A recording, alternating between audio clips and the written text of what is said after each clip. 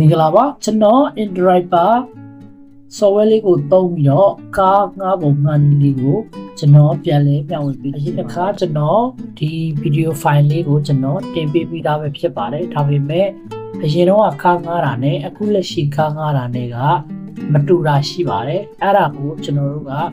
ဘယ်လိုလုပ်မလဲဆိုတာကိုကျွန်တော်ပြပြပေးပါမယ်အရင်ဆုံးကျွန်တော်တို့ဒီ Android software လေးကိုတော့ Play Store မှာတွားရောက်ပြီးတော့ download ဆွဲလို့ရပါတယ်ခင်ဗျာကျွန်တော်ကတော့ဆွဲမပြတော့ပါဘူးဒီမှာကျွန်တော်ကလက်ရှိဆွဲပြီးသားဖြစ်နေလို့ဖြစ်ပါတယ် Okay ကျွန်တော်တို့ဒါဆိုရင် software လေးကိုဖွင့်လိုက်ပါမယ်နော်အဲ့ဒါဆိုရင်ကျွန်တော်တို့ဒီလိုမျိုးဖွင့်လာပြီဆိုရင်ကျွန်တော်တို့ဘာနဲ့ဖွင့်ပါလဲ Google နဲ့ join ဖွင့်ပါလား phone နဲ့ join ဖွင့်ပါလားအဲ့ဒါဆိုရင်ဖုန်းနဲ့ဆိုရင်တော့ဖုန်းနဲ့ join ဖွင့်မယ်ဆိုရင်တော့ကျွန်တော်တို့ဒီမှာအစိမ်းအောင်လေးထည့်ပေးမယ်ဒါဆိုရင်ပြီးတော့ကျွန်တော်တို့ရဲ့ဖုန်းနံပါတ်ထည့်မယ်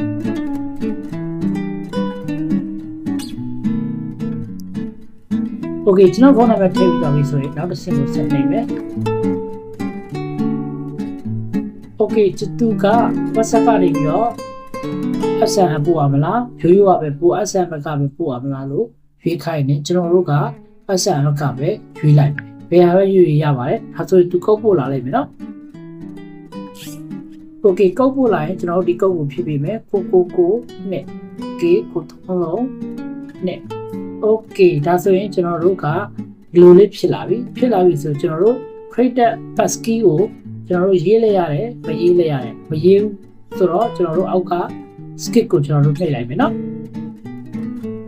โอเคဒါဆိုရင်ကျွန်တော်တို့ဒီမှာအစိမ်းရောင်လေးကိုကျွန်တော်တို့နှိပ်လိုက်မယ် yes I'm here ကိုနှိပ်လိုက်မယ်โอเคဒါဆိုရင်ဒီနှစ်ခုထဲကအပေါ်က passenger ဆိုတာလေးကိုကျွန်တော်တို့ထပ်ရွေးပေးမယ်ပြီးရင်ကျွန်တော်တို့ရဲ့နာမည်ရေးမယ်โอเคကျွန်တော်နာမည်ရေးမယ်โอเคနာမည်တော့ကျွန်တော်ရေးလိုက်ပြီပြီးရင်နောက်တစ်ဆင့်သွားမယ်အစိမ်းရောင်လေးကိုနှိပ်ပြီးတော့โอเคဒါဆိုရင်ဒီလိုပေါ်လာပြီဆိုရင်တော့ဒီမှာဒီနေရာတော့သူကလက်ရှိဒီနေရာတော့ပေါ်နေပါတယ်ကိုသွားမဲ့နေရာရေးရုံပဲပေါ့နော်ဒီမှာကဲလို့မသေးကြဘူးဆိုလို့ရှိရင် app train နေရာမှာကျွန်တော်တို့ဒီမှာစိတ်ရောက်တဲ့နေရာမှာထောက်လိုက်ပြီးရင်ဒီမှာဖြတ်လို့ရချက်ချင်းကလေးရှိတယ်အဲ့ဒီမှာ front နေရာမှာကျွန်တော်တို့ကိုယ့်ရဲ့ဒီနေရာကားသမားလာခေါ်မဲ့ဒီနေရာကိုကျွန်တော်တို့ရေးပြရမယ်။ Okay ကျွန်တော်ဥပမာရေးမယ်။ဒီမှာကျွန်တော်လိပ်စာရေးလိုက်တယ် top အပေါ်ဆုံးကကျွန်တော်လိပ်စာ Okay ကျွန်တော်သွားမဲ့နေရာ2နေရာမှာကျွန်တော်တို့ဒီနာနီးစက်တဲ့နေရာလေးကျွန်တော်တို့ရေးလိုက်မယ်။ဒီလိုပေါ်လာပြီဆိုလို့ရှိရင်ကျွန်တော်တို့ဒီမှာကျွန်တော်တို့လည်းလာခေါ်မဲ့ဒီနေရာလေးရေးပြီးပြီ။သွားမဲ့နေရာလေးရေးပြီးပြီဆိုရင်ဒီမှာသူကဈေးနှုန်းလည်းပေါ်လာတယ်နော်ဈေးနှုန်းကတော့73ကျပ်ဖြစ်ပါတယ်နော်73ကျပ်ဒါပေမဲ့ကျွန်တော်တို့ file driver လေးကိုအစိမ်းရောင်လေးကိုနှိပ်လိုက်ပြီးတော့ကားသမားကိုကျွန်တော်တို့ရှာမယ်ကားသမားကိုရှာလိုက်တာနဲ့သူကကားသမားတွေသူတို့လိုက်နိုင်တဲ့ဈေးနဲ့ပေါ်လာလိမ့်မယ်ကိုကြိုက်တဲ့ကားသမားကိုဈေးနှုန်းနဲ့ရွေးပြီးတော့နှိပ်လို့ရတယ်နော်ဟုတ်ကဲ့ကျွန်တော်တို့ဆက်ကြည့်မယ် file driverဒါပေမဲ့ကျွန်တော်တို့ပုံမှန်ဆိုရင်အဲ့လိုနှိပ်လိုက်တာနဲ့ကျွန်တော်တို့ဒီမှာလိုက်နိုင်မဲ့သူတွေကဈေးနှုန်းလေးတွေပြပြီးတော့ကားသမားတွေပေါ်လာတယ်ဒါပေမဲ့တခုရှိတာကအခုကကျွန်တော်တို့ရဲ့ဒီ profile ပေါ့နော် profile ကိုကျွန်တော်တို့ဓာတ်ပုံလေးပါလေးတခြားအချက်လက်တွေသူတို့ပေးရမယ်နော်verify ဖြစ်အောင်ကျွန်တော်တို့လုပ်ပြရမယ်ဆိုတဲ့အတွက်ကျွန်တော်တို့ဒီ continue ကိုနှိပ်လိုက်မယ် continue နှိပ်လိုက်တာနဲ့ကျွန်တော်တို့ရဲ့ဒီ passport ပေါ့နော် passport သွားပြီးတော့ကျွန်တော်တို့ဒီ ID ကိုကျွန်တော်တို့ verify ဖြစ်အောင်လုပ်ရမယ်ဆိုတော့ကျွန်တော်တို့ continue နှိပ်လိုက်မယ်နော်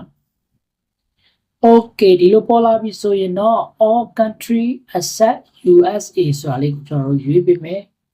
ဟုတ်ပြီဒီလိုပေါ်လာပြီဆိုရင်ထပ်ပြီးတော့အစိမ်းရောင်လေးတဲ့ continue နှိပ်မယ်ဒါဆိုရင်ဒီမှာပေါ့နော်ပေါ်လာတယ်Malaysia okay ကျွန်တော်တို့ဘယ်ဟာနဲ့တွားမလဲ passport နဲ့တွားမယ် okay passport နဲ့နှိပ်လိုက်မယ်ပြီးပြီဆိုရင်ဒီမှာကျွန်တော်တို့ဒီပုံ passport ရှိရင်ဒီမှာကင်မရာနဲ့ရိုက်လိုက်ရတယ်ဒါမှမဟုတ်ရင်ကျွန်တော်တို့ပုံထဲမှာ save ပြီးသားဆိုရင်လည်းပုံနှိပ်ပြီးတော့တွားယူလို့ရတယ် ကိုယ့်ရဲ့ file နဲ့ကိုเนาะကျွန်တော်ကဒီထဲမှာရှိရတဲ့အတွက်ကျွန်တော်ဒီထဲမှာသွားယူမယ် okay ကျွန်တော်ရဲ့ passport ကျွန်တော်ရွေးချယ်လိုက်မယ်เนาะ okay ပြီးပြီဆိုရင်တော့ဒီအစိမ်းရောင်လေးကိုထပ်ပြီးတော့နှိပ်ပေးပါပြီးရင်ဒီလိုမျိုးလေး complete ဆိုတာလေးသူကပေါ်လာလိမ့်မယ်ပေါ်လာပြီဆိုရင်တော့ကျွန်တော်တို့သွားမယ့်နေရာကိုကျွန်တော်တို့ကားငှားလို့ရပြီဒီမှာသူကဒီမှာအဲ့လိုမျိုးတွေကားသမားတွေရှာနေတယ်ပေါ့နော်ကားသမားတွေရှာတယ်ခုနက fire driver ဆိုတာလေးကိုကျွန်တော်တို့နှိပ်လိုက်တာနဲ့ကားသမားတွေကိုရှာမယ်ဆိုတာနှိပ်လိုက်တာနဲ့သူကပေါ်လာလိမ့်မယ်သူပေးနိုင်တဲ့ဈေးနှုန်းနဲ့ကားသမားတွေတက်လာလိမ့်မယ်အခုတော့မချိန်သေးဘူးပေါ့နော်โอเคပြီးတော့ဈေးနှုန်းလေးနဲ့သူချိတ်တဲ့ကားသမားတွေပေါ်လာပြီဆိုရင်တော့ကိုက accept လုပ်ပေးရုံပါပဲဟုတ်ကဲ့ပါဒီလိုမျိုးလေးဆိုရင်တော့နားလည်တော့ပြီလို့ကျွန်တော်ထင်ပါတယ်ခင်ဗျာတချို့တွေမသိတဲ့သူတွေအတွက်ကျွန်တော်ပြန်လည်မျှဝေပေးခြင်းပဲဖြစ်ပါတယ်ခင်ဗျာ